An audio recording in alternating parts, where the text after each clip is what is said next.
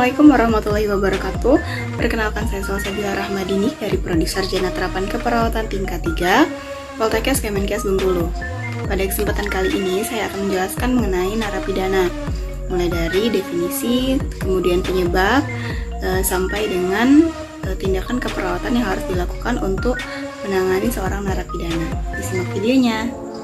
Baiklah, pertama-tama saya akan menjelaskan mengenai definisi narapidana. Narapidana adalah orang-orang yang sedang menjalani sanksi kurungan atau sanksi lainnya menurut perundang-undangan. Definisi narapidana sendiri menurut Kamus Besar Bahasa Indonesia atau KKBI adalah orang hukuman atau orang yang sedang menjalani hukuman karena tindak pidana ataupun seorang yang terhukum. Nah, narapidana yang diterima atau masuk ke dalam lembaga permasyarakatan maupun rumah tahanan negara wajib dilapor, yang prosesnya itu meliputi pencatatan putusan pengadilan, jati diri barang dan uang yang dibawa, kemudian pemeriksaan kesehatan, pembuatan pas foto, pengambilan sidik jari, dan pembuatan berita acara serah terima terpidana. Nah, untuk faktor-faktor penyebab dari kejahatan itu, yang pertama ada faktor ekonomi yang terdiri dari sistem ekonomi, kemudian pendapatan dan pengangguran. Lalu yang kedua itu ada faktor mental yang terdiri dari agama dan apa yang dibaca serta yang ditonton. Lalu yang ketiga ini ada faktor pribadi yang terdiri dari usia, alkohol, dan pemicu perang seperti demo misalnya.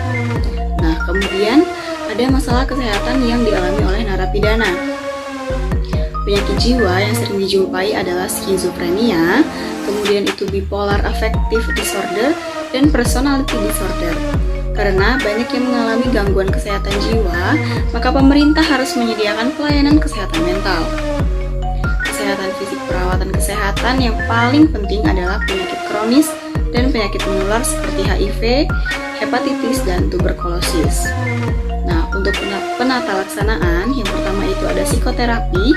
Terapi kerja baik sekali untuk mendorong penderita bergaul lagi dengan orang lain. Maksudnya, supaya si penderita ini tidak mengasingkan diri lagi, karena bila ia menarik diri, dapat membentuk kebiasaan yang kurang baik. Dianjurkan untuk mengadakan permainan atau latihan bersama dengan orang-orang di sekitarnya.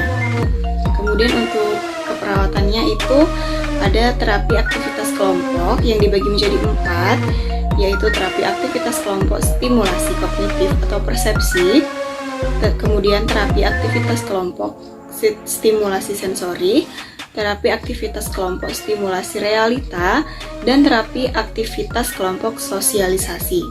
Dari keempat jenis terapi tersebut, aktivitas kelompok di atas yang paling relevan dilakukan pada individu dengan gangguan konsep diri, yaitu harga diri rendah, adalah terapi aktivitas kelompok stimulasi persepsi. Terapi aktivitas kelompok atau TAK ini adalah terapi yang menggunakan aktivitas sebagai stimulasi dan terkait dengan pengalaman atau kehidupan yang didiskusikan dalam kelompok. Hasil diskusi kelompok dapat berupa kesepakatan persepsi atau alternatif penyelesaian masalah. Lalu ada terapi kerja.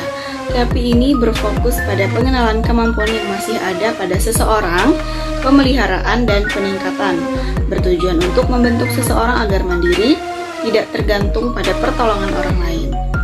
Dan yang ketiga ini ada konseling. Narapidana diberikan pengetahuan mengenai rehabilitasi dan terapi konseling. Hal ini dikarenakan narapidana memiliki pengalaman yang membuat mereka lebih mengerti mengenai tindak kejahatan. Dengan pelatihan ini, mereka diharapkan dapat memberikan konseling dengan lebih baik kepada orang-orang yang bermasalah berdasarkan pengalaman pribadi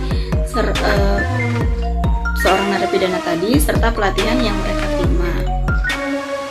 Untuk tindakan keperawatan, biasanya para narapidana memiliki masalah keperawatan, yaitu harga diri rendah berhubungan dengan coping individu tidak efektif. Tindakan yang dapat dilakukan oleh seorang perawat dalam mengatasi hal ini itu yang pertama, dapat melakukan pendekatan dengan baik, kemudian menerima klien apa adanya dan bersikap empati. Luangkan waktu untuk berdiskusi dan bina hubungan yang baik. Kemudian Kemudian yang kedua itu dapat memberi kesempatan klien untuk merespon emosi atau menunjukkan emosi yang sesuai dengan komunikasi yang sudah dilakukan, yaitu komunikasi terapeutik terbuka untuk membantu klien mengekspresikan perasaannya, lalu mendorong klien untuk mengungkapkan perasaannya. Yang ketiga, membantu klien untuk mengidentifikasi situasi kehidupan yang tidak berada dalam kemampuan dan mengontrolnya. Nah, itulah yang dapat saya sampaikan. Semoga apa yang saya sampaikan dapat berguna bagi kita semua. Saya akhiri, wassalamualaikum warahmatullahi wabarakatuh.